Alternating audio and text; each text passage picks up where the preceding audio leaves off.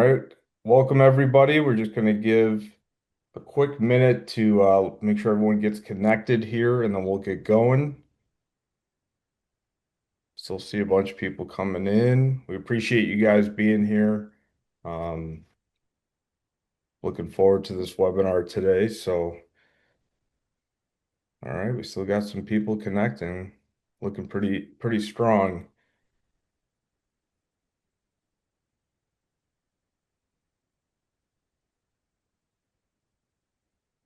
All right.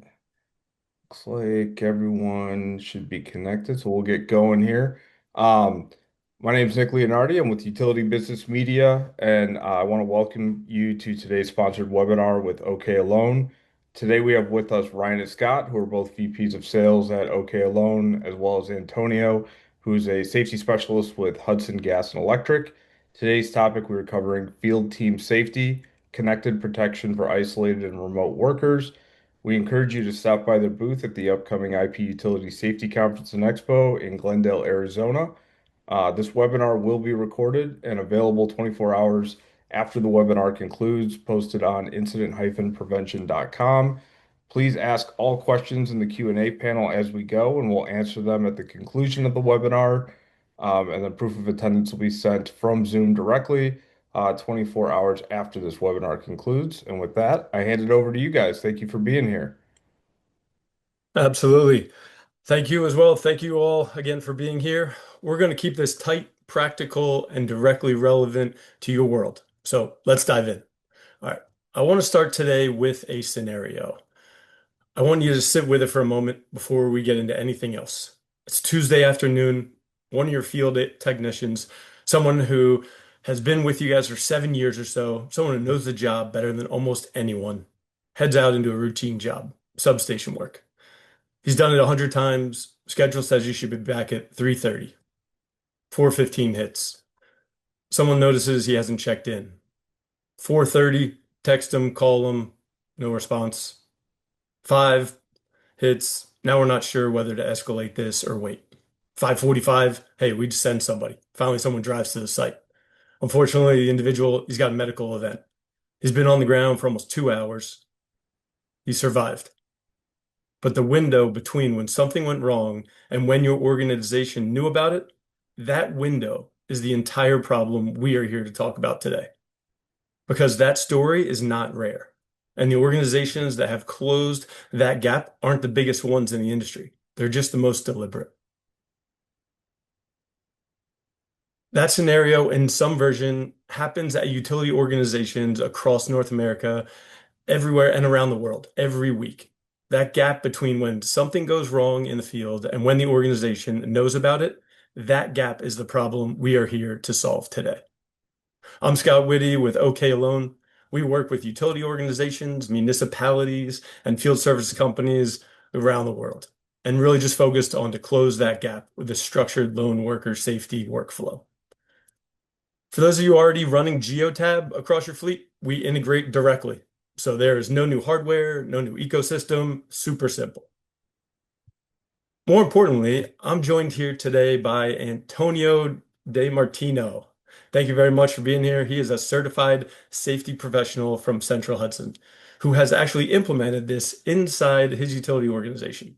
You're going to hear firsthand and from someone that is sitting in your exact chair. All right, in the next 10 minutes, we're going to cover what the data says about where the real risk sits, where traditional safety processes break down, and what a practical workflow looks like that your team will actually use. By the end of this, you will know exactly whether this is relevant to your organization and what path forward looks like if this is it. But before we dive into that, I want to hear from you. Let's dive into a quick poll question.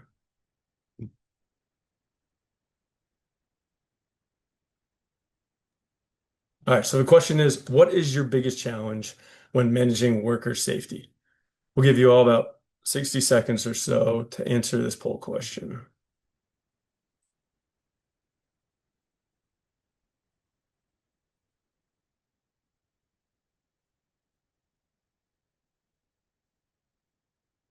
We appreciate all of your feedback. And oh, I'm getting the question as well.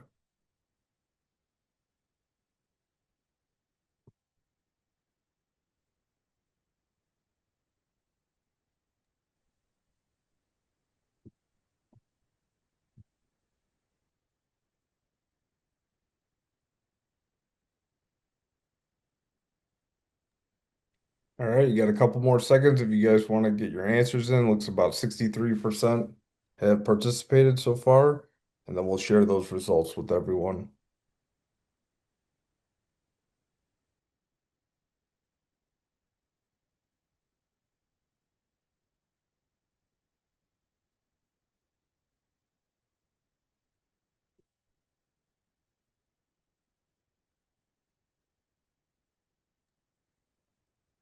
All right.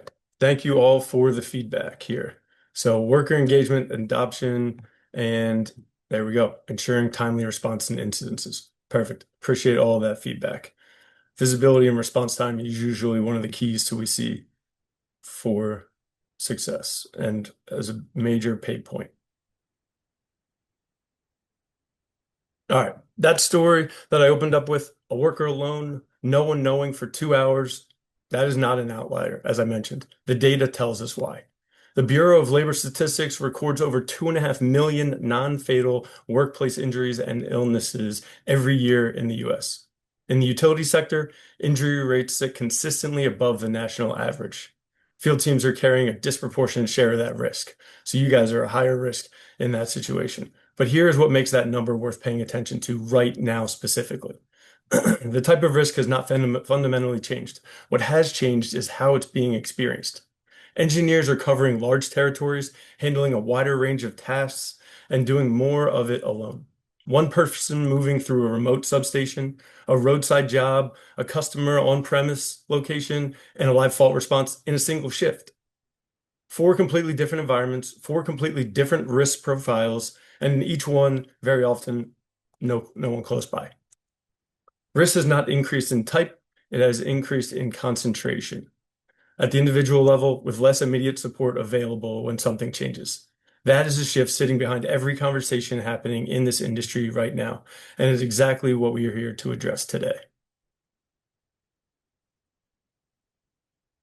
So, what does a field engineer's day actually look like? Not in theory, in practice. It rarely looks like one controlled environment. Most engineers are moving, remote substations in the morning, customer site in the afternoon, roadside job on the way back. Three completely different environments, three completely different risk scenarios in a single shift. In remote locations, you have limited communication, difficult access, and if something goes wrong, response time, real time, is sometimes limited. In public-facing environments, the technical risk might be lower, but something else increases: human unpredictability. And then there is the customer on premise. This one I want you to sit for a moment. Your engineer pulls up to an address. They have never seen the site before, never been out to the customer, first time. They don't know the layout. They don't know who else is going to be there. They're alone. And there's no way to fully anticipate what they're walking into. Before they walk into it, what connects all these situations is one thing: no immediate supervision. The engineer is making real-time decisions, managing the technical task, and managing their own safety simultaneously, alone. The challenge is not simply the presence of risk, it is the variety and unpredictability of it across a single day, and the fact that safeguards designed for one environment were never built for the next one. And one category of risk within that has come into much sharper focus over the last few years. All right, one of those risk categories that has shifted most in recent years is public-facing risk. That deserves its own conversation because it behaves completely different than every other risk your engineers face. Think about what the work actually looks like from the outside. A crew blocking a road during an outage response, a technician working on infrastructure outside a commercial premise, engineer knocking on a door to access a customer site. In each of these situations, the work itself creates disruption. It delays people, blocks access, causes frustration, and frustration under the right conditions escalates. Here's what makes this category of risk so difficult to manage. Technical hazards can be identified, assessed, and controlled. You can engineer out a fall risk. You can create a protocol for a confined workspace, but you can't engineer out human behavior. You can't predict what someone will do when they're having a bad day, or one of the engineers is standing in between them and where they need to go in that exact moment. This is not anecdotal. The Bureau of Labor Statistics records over 50,000 non-fatal incidences involving violence or aggression in US workplaces every year. Many result in lost time. Many more go unreported.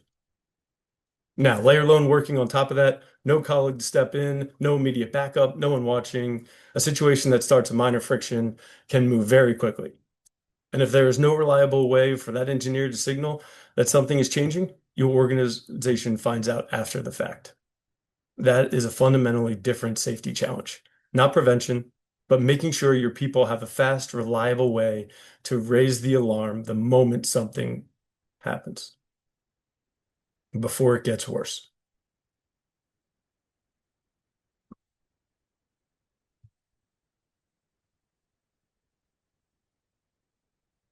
All right, public-facing risk gets more attention than it used to. But the environmental risks, the ones that have always been part of this work, have not gone anywhere. In many cases, they have quietly intensified. Think about the conditions your engineers are regularly working in. Harsh weather, difficult terrain, sites that require long drives down unmaintained roads, specialty access, or significant travel time just to reach that location. These are not edge cases. For many utility teams, this is a standard Tuesday. And here's what makes those environments so consequential from a safety perspective. If something goes wrong, distance compounds everything. Emergency response takes longer. There may be no one nearby to assist. The window between an incident occurring and help arriving is wider than it would be in almost any other working environment. And that window is where the outcome is decided. Then add communication. Signals drop off quickly in rural locations, underground and inside certain structures. That is a that's not a minor inconvenience. It directly affects an engineer's ability to do the one thing they need to do when something goes wrong, tell someone. If the phone doesn't work, the radio does not reach, and there's no automatic way to raise an alert, that engineer is completely isolated at that exact moment they need support the most. These risks are well understood. They're not new. What changes when you layer isolation on top of unreliable communication is the severity of what follows.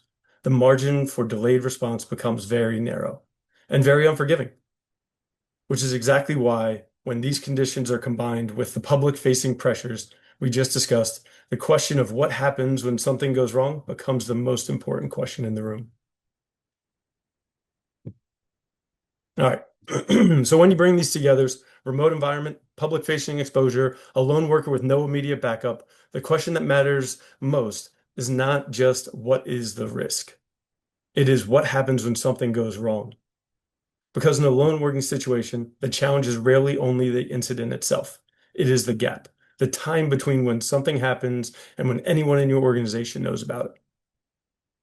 Think about what that actually looks like. An engineer becomes injured or capacitated or feels genuinely threatened and cannot safely reach for their phone in that exact moment. And then there's no colleague who notices, no supervisor who sees anything is off, no automatic signal something has changed. Nothing. And that gap is measured in minutes, sometimes in hours, is where the outcomes are decided. The Bureau of Labor Statistics is consistent on this point. Delayed response is one of the most significant factors in determining how serious an incident becomes. The same event with a 2-minute response looks completely different from that same event with a 2-hour response. Most organizations find out when someone doesn't check in or when they don't come back. That is the gap we were talking about. And the reason it matters so much is this. Risk management in field operations is not only about prevention. Prevention is critical, but no system eliminates risk entirely. The question you also have to answer is when something happens to one of your people today, how quickly does your organization know? And how quickly can you act? That's the question that exposes where most safety systems are actually falling short. And to understand why that gap exists, even in organizations with strong safety cultures, it is worth looking at where the process itself starts to break down. Why does the gap exist? Even in organizations with strong safety cultures, experienced supervisors, and genuine commitment to getting this right, because most safety processes were designed for conditions that do not reflect the reality we just described. The most common model still in use is manual check-ins. An engineer calls or sends a message, text message, WhatsApp to a supervisor, set intervals to confirm they're okay. On paper, it works. In practice, it carries a structural flaw that most organizations have never fully examined. It only works if the engineer can check in. If they're delayed, they miss it. If they're distracted, they miss it. If they're injured, incapacitated, or in a situation where reaching for a phone is not safe, the process fails completely. And here's the critical part. It fails silently. There's no alarm. There's no automatic signal that something is wrong. The only indicator is an absence, a missed check-in, someone on the other side doesn't notice or act on. That is a significant dependency on a chain of human attention. In an environment where supervisors are already stretched, that's a lot. Research shows that managers spend up to 88% of their working week on communication activities, nearly 10 hours a week on email and messaging alone. In a manual safety system, a meaningful portion of that time is consumed chasing updates, calling engineers to confirm, hey, are you okay? Following up on missed check-ins, managing a process that was never designed to be efficient. And then there's the communication layer underneath all of it. The phones, radios, your engineers depend on to check in and raise an alert. They are signal dependent. In the exact environments where risk is highest, remote sites, underground, rural locations, those tools are less reliable. The result is a system that functions well under normal conditions and begins to break down in precisely the environments where it needs to hold most. That's not a people problem. It's not a design problem. It points directly to the gap we need to close. All right, everything we've covered today points to the same place. When your safety process depends on manual check-ins, limited real-time visibility, and communication tools that rely on signal, there is an inherent vulnerability built in the design. The process functions under normal conditions, and it begins to fail in exactly the environments where your people are most exposed. An engineer in a low signal area cannot check in. An engineer who is injured cannot raise an alert. Supervisor managing a full team may not notice a missed check-in until the window for an effective response has already closed. And what is important to understand is this, that is not a failure of people. Everyone in that chain is doing exactly what the process asked them to do. The process itself has the flaw, and that flaw only becomes visible when something has already gone wrong. Closing that gap does not mean adding more steps, more administration, more pressure on supervisors who are already stretched thin. That would make it worse. It means building something more reliable, a structured safety workflow that works automatically, consistently, and in the environments where your engineers actually operate, not just the ones the process was designed for. Automated check-ins, real-time visibility, a clear escalation path that triggers the moment something changes without depending on anyone remembering to follow the right steps at the right moment. That is what a practical lone worker safety solution looks like in the field. I'm going to hand it over to Ryan now. Thank you for your time. He's going to show you exactly what this looks like. Awesome. Thanks, Scott. So we'll talk about, what good safety looks like. And in that poll that Scott shared earlier, it looked like 40 or 41% of the responses was adoption is a huge component for you all when dealing with worker safety. Um, and really the big thing with that is including your lone workers, your workers out in the field in your processes for working alone. And what we've seen over the years is that helps increase adoption and usage, whether that's a platform or just an internal process that you're building out. And really, what you just heard what really highlights the gap between how safety is often designed and what's actually needed in the field. So, when we look at what works in practice, effective safety isn't about adding more and more policies. It's about having clear, repeatable processes that are built into day-to-day operations. And that really means that employees understand their responsibilities and really what's exactly expected of them. And supervisors have that clear view of what's happening across their team. So it also means those processes work consistently, and whether someone is operating in a remote location, entering a customer's premise, or dealing with a more complex or higher risk task, it's really at its core is good safety. It's about having clarity, consistency, and visibility, and that's making sure that the right information is available at the right time so that action can be taken quickly when needed. Time to response is the most important thing, like Scott mentioned. We want to make sure that if someone's in need of help, that we have a process or structure in place to address those. So with the first step in the process is structured check-ins. So starting with check-ins, this is often the foundation of any lone worker safety process. In practice, the key is to move away from fixed or manual check-ins and towards something that's more structured and adaptable to the level of risks that they face out in the field. And that means setting regular check-in intervals, but also having the flexibility to shorten those intervals when the level of risk increases. So they're working in hazardous, high-risk areas, working in harsh environments, and whether that's due to the task or the environment, or really the situation of the technician is entering. So this removes the reliance on the memory or manual reporting, and instead it creates a consistent process that runs in the background of the working day. It also proves an early signal when something isn't right. If it's a check or a check-in is missed, the immediate visibility and can be acted on, and rather than going unnoticed for a few hours potentially.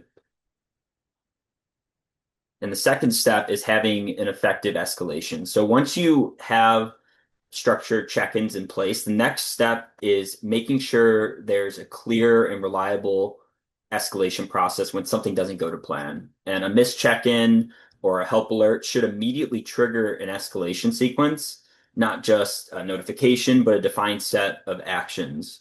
So that might start with attempting to contact the worker first, then notify a supervisor or team member, continuing through a defined escalation chain until someone actively acknowledges and takes responsibility for those alerts that occur. In a more advanced setup, this could include what's often called an alert loop. So that means where notifications continue to escalate across multiple contexts until the alert is accepted. And that really removes the risk of a single message or unavailable contact stopping the response. We want to create a level of redundancy in your procedures that, if someone's not available at that time, that it immediately gets escalated to that next line of communication or command. And then there's also flexibility in how this is managed. So some organizations route alerts to internal teams if you have the support to do that. While others are using dedicated safety monitoring centers that can assess the situation and, if needed, contact emergency services directly to the person's live location. So the key point is that the response is structured, it's repeatable, and it doesn't rely on something or someone noticing something and deciding what to do. It's already defined and it activates immediately. That flexibility allows organizations to tailor escalations based on those levels of risk, and ensuring that when someone needs help, there's a clear and reliable path to get to it. And in situations where clear or that cellular coverage is limited, this can also support by alternative communication methods such as satellite-enabled devices, so using devices like Zoleo or Garmin. And that's helping ensure alerts can still be sent and then received when traditional networks aren't available at that time. And then the third and final step is having supervisor visibility. So third part of the workflow is that visibility, and that's making sure that supervisors have a clear and real-time view of what's happening across the teams. In many traditional setups, visibility is limited or delayed, but when supervisors may only become aware of an issue when an engineer checks in late or doesn't check in at all at the end of their day, potentially.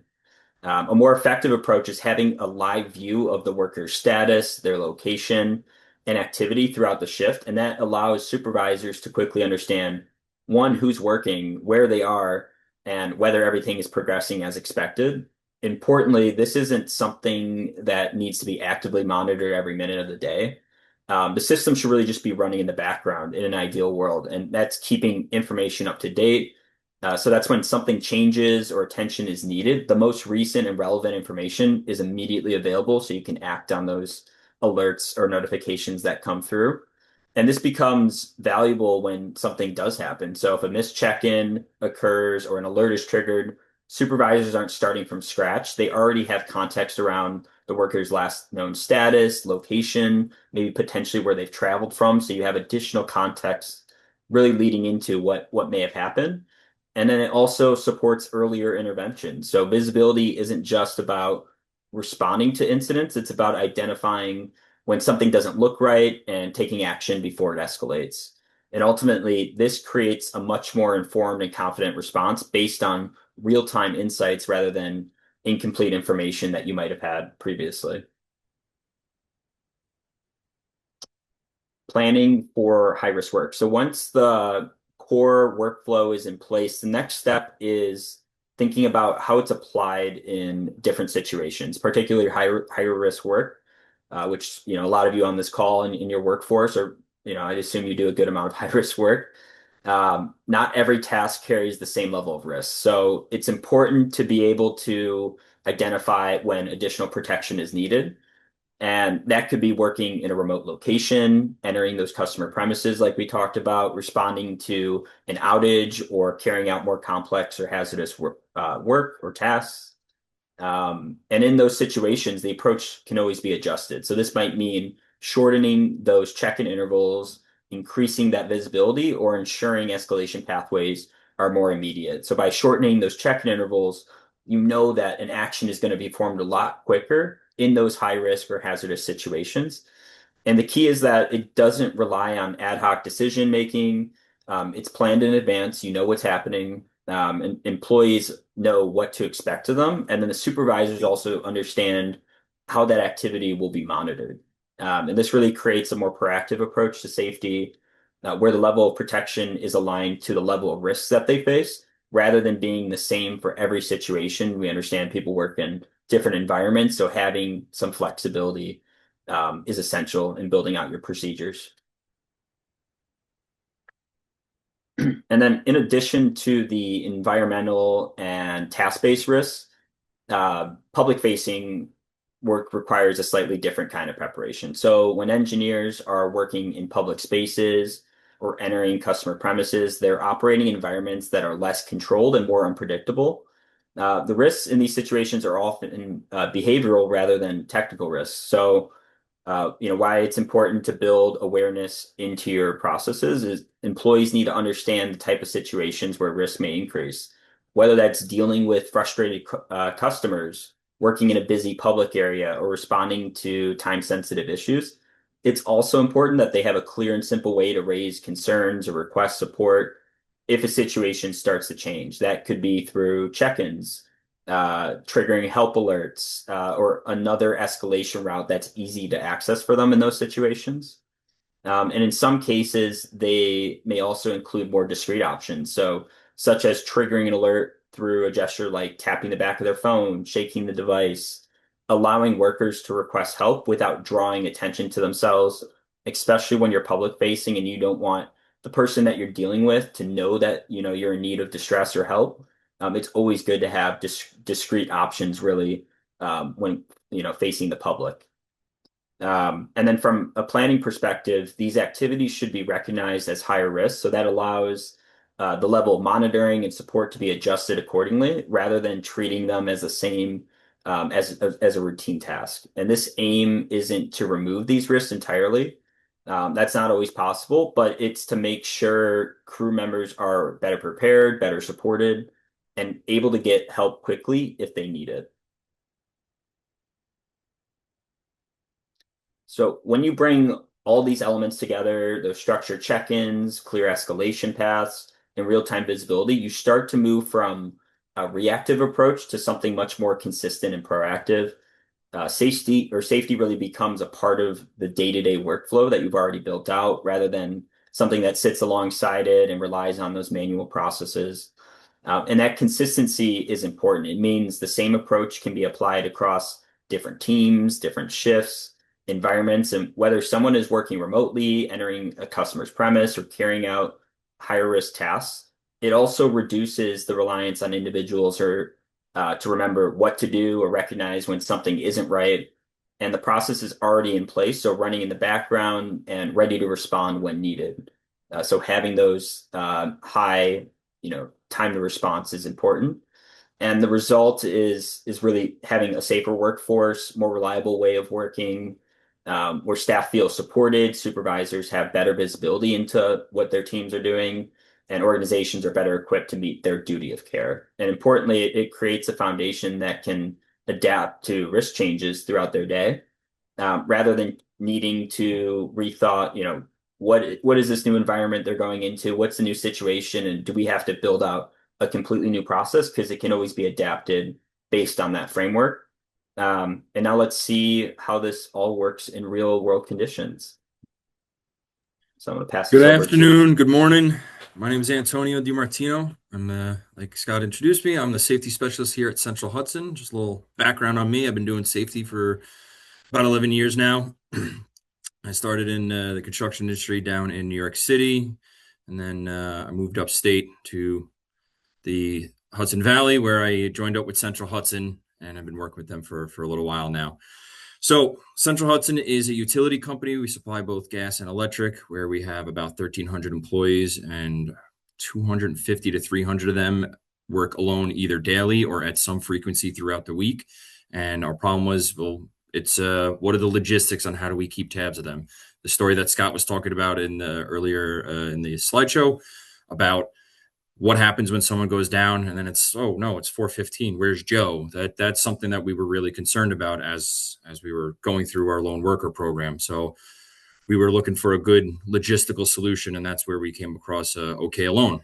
And part of that was being able to keep tabs on our workers, know where their location are, and have a quick response time. So the way we did it is we focused on high energy tasks. So some tasks, you're not doing too much. You're just out there, checking on things, looking on things. But sometimes you're working with high energy. And what do I mean by high energy? We're talking the Electrical Edison Institute's definition of high energy. So that is where we require our OK Alone and be able to keep tabs on our workers, because that's where we feel the highest risk is. So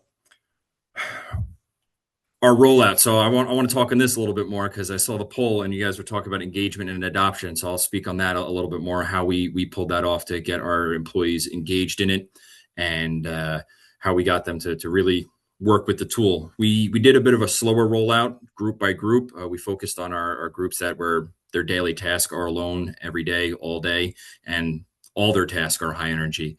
So we had subject matter experts from each group sit down, test out the app, use it in real world scenarios, get feedback, really involve the union in developing this lone worker program, and the adoption of OK Alone. Really took it nice, slow, and let it grow organically. And then when we finally implemented it, we did it with a small group, got their feedback, constantly talking to the supervisors, the managers, making sure we followed a very stringent management of change process. And then as word spread, like, oh, hey, this is actually very helpful. This is easy to use. Other union, how the coworkers will talk to each other through cross department. They were giving positive feedback about our lone worker program. So as each new group enrolled into the program, it was easier and easier, and more people were willing to adopt with it. So I bet the biggest thing is just listening to the workers and what their feedback was, and really just adjusting to what they need, because this tool is for them. I love the tool. I thought the tool was great, and we wanted to make sure it fit for what they do, and without being encumbrance. But it was very easy, and that's the biggest feedback we get. It's super easy to use, so I'm happy about that. It was one of the biggest things that for us, where it wasn't extra equipment. We didn't have we used GeoTab, so there wasn't any extra we had to do. It was just, hey, this is the app on your phone. Here's who's going to use it. Here's a quick training. And even the supervisor's management side of it for their administrative accounts, same thing, very easy to use. We also use the 24/7 service, where we don't have where we have them monitor the worker. So if there is a help signal, a missed check-in, they'll field that first touch point, reach out to the worker, and what have you. And there have been a few false alarms, and the response time is another big thing that the workers have appreciated. I've gotten calls from them saying, hey, it actually works. I missed my check-in, and, they're happy that someone's actually watching them, or supervisors will reach out to them when their check-in period's coming. What's it called? When their check-in period is coming up, and it's like, all right, so people are actually watching me. It builds that confidence that we're actually implementing a program, and we're walking the walk and talking the talk. So that's where I would see is the most effective way to help roll out engagement, is really just apply and dedicate yourself to that management of change process. So what were our challenges? I know I did a little bit of a riff on that, but when I saw the poll, I thought it was really important to speak about that. So our challenges, we had that, like I said, limited oversight and delayed awareness if anything happened. You know, a lot of our workers are out there alone. Substations, we go from our territory stretches from Albany all the way down to Westchester, right along the Hudson River. So we have completely rural areas in the middle of nowhere, and we have, you know, city-like areas where it's row houses of townhouses and very dense populated areas. So we get all different types of terrain, and so we get involved with the not just the task based, but also the public facing. That's another big thing we were worried about. We also through this lone worker program set up 2-man areas. Like, okay, this area due to public facing issues, we're like, all right, only 2 people go out to this area, bare minimum. And this allowed us to keep this structure and visibility on our workers. Next slide, please.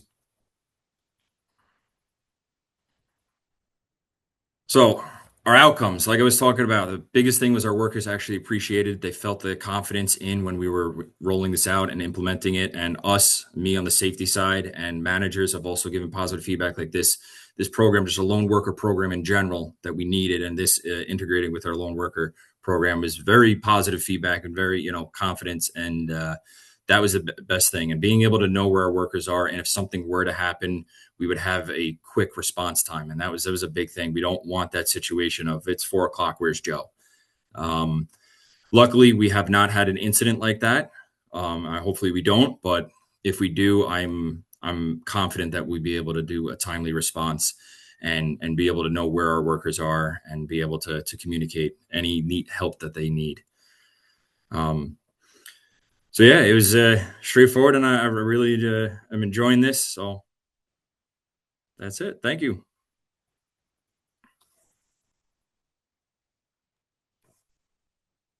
You're muted, Scott. There we go. Thanks. Thanks, Antonio. All right, before we close, just a genuine thank you very much, Antonio, for your time. Appreciate it, and really helping us learn as well, so we can help kind of custom out the solution that's going to fit your exact organization's need. It's been a great partnership, and look forward to continuing that. First, just a couple of quick takeaways I wanted to run through was, look, lone working risk is real, and it's growing. Field teams are carrying more exposure than ever. Distractions are real across more and unpredictable environments. 2, the gap between when something happens and when your organization knows about it is where outcomes are determined, and that gap is what we can help close. 3, structured workflows that combine automated check-ins, real-time visibility, and a clear escalation path are the practical solutions. Not more complexity, just a more reliable system. If any of that has resonated with you all, thank you again for your time. We really appreciate it, and we appreciate any and all feedback. And without further ado, I just want to thank you all again, and I'll open it up to questions. Yeah, we got a couple questions that came in. And again, if anyone has any questions, please use that Q&A panel and submit them in. The first one was, what happens, and I think you guys kind of covered this, but if someone just ignores the alert, they're busy, they're trying to get the job done, what happens when you ignore it? Yeah, I can take that.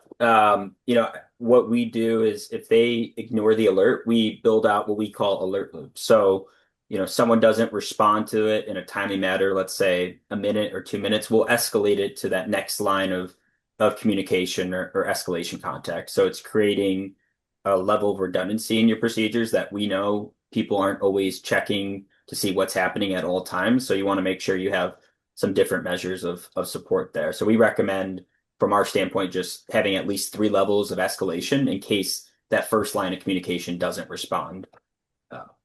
Okay. Another one here.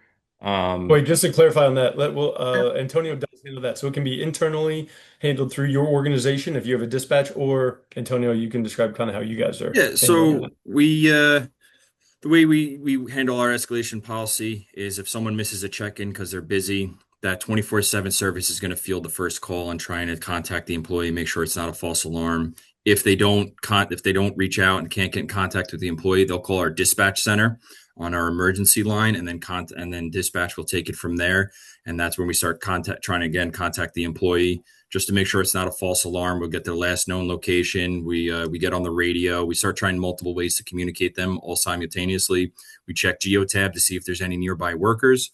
And then if all else fails, that's when we call emergency services. But yeah, it's just if that check-in's missed, or if we get in contact with the employee and they say, "Hey, my hands are in it right now. I can't get to my phone," we can check in for them via the admin page. But yeah, we if they don't contact us, we send the emergency services. Okay. Another question here. What is the preset time for a check-in? I Maybe can that's answer what we do. okay. So So real quick, oh, sorry, go, just let's to go. jump in, is these are customizable. So that was what your organization chose to do. We can build that for your specific organization, just to clarify. But no, I appreciate that. Antonio, go ahead. Yeah, so that's what I was going to touch on. Is it's customizable. We chose 1 hour due to how we're set up, but you can choose 8 hours, 4 hours, 3 hours. We chose 1 hour because we're focusing on those high energy tasks. So it's a balance between response time and convenience. If you choose 15 minutes, it's just no one's going to be sitting there. But we feel that the hours is good enough for the types of tasks our workers are completing. So it's really based on what are your workers doing and how often do you want to know where they are and check in. Okay.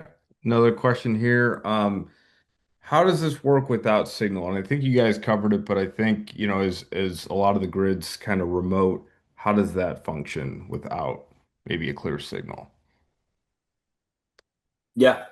So there's kind of a few different ways. So let's say you're in an area with spotty or poor coverage. We offer limited coverage mode. So you might not have Wi-Fi or cellular data, but maybe you can't even browse the internet.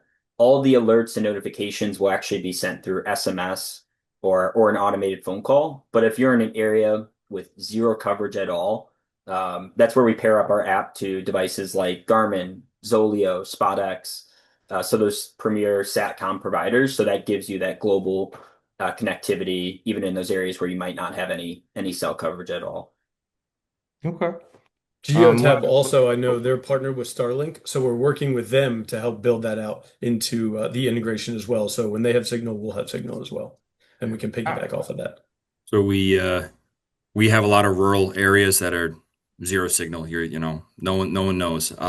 So we've established part of our loan worker program. So OK Loan takes care of 99% of our situations, but those other situations we have radios where if the radio can work where cell phone doesn't, we'll maybe establish a buddy system. Or if we know we're going into an area that has no signal, we establish pre-communication and post-communication and establish like, hey, I'm going to be in this area for an hour. I'll check in, I'll come back out and check in, or, I'll be done XYZ. And you kind of discuss it with your manager and set up a plan beforehand. okay, I got another one here. And this one it says for Antonio, does your check-in time take into consideration emergency services response times? Yes. So when we were deciding of how long is too long, so some of our areas can be, like I said, in the middle of nowhere, and it could take 30 minutes for an ambulance to arrive or what have you. So we chose an hour just in case if the moment you check in, you go down, you go through that escalation period and we still can't get in contact with you. It still keeps that window of no one getting to the person as short as possible. So we did consider that. Originally, we may have done like 4 hours, but we're like, no, because sometimes some of our areas response time is just so long because there's only one road in and out. And hospital could be 30, 40 minutes away. So we definitely did consider that. Okay, and then last one I have right now is how do workers feel about being monitored? And I can jive with this as we move into the technology centered world. How do they like that? How do they feel about it? A little hesitant at first. But a lot of our, like I said, we have geotab, so they know their trucks are being monitored. We have a lot of smart grids technology integrated, so we know when people are in and out on our working on our lines or going into substation. So we pretty much know where they are already. They all have work cell phones, so we know their location to begin with. But so them accepting the active monitoring, they were a little hesitant, but once they realized, well, a lot of our other technology is already doing that, and they kind of accepted it. Big thing is it's the monitoring's not active unless you're in shift. But they also grew to like that the fact that they're being monitored. So if something does happen, they're like, all right, I'm confident they know where I am. So it's a little bit of the growing pains, but it's all how you phrase it to them and show them how it is beneficial for them versus, big brother. Absolutely. All right. Well, with that, we are out of questions. This will be available again on incident-prevention.com. You can watch that recording, share it with colleagues, and they'll be reaching out to you guys if you have any other additional questions. Please feel free to ask Scott and Ryan. And with that, we thank you guys for being here and spending your time with us. So I'll hand it back to you guys, but thank you. Thank you, everybody. Thank you. Thanks, Antonio. Thanks, Ryan.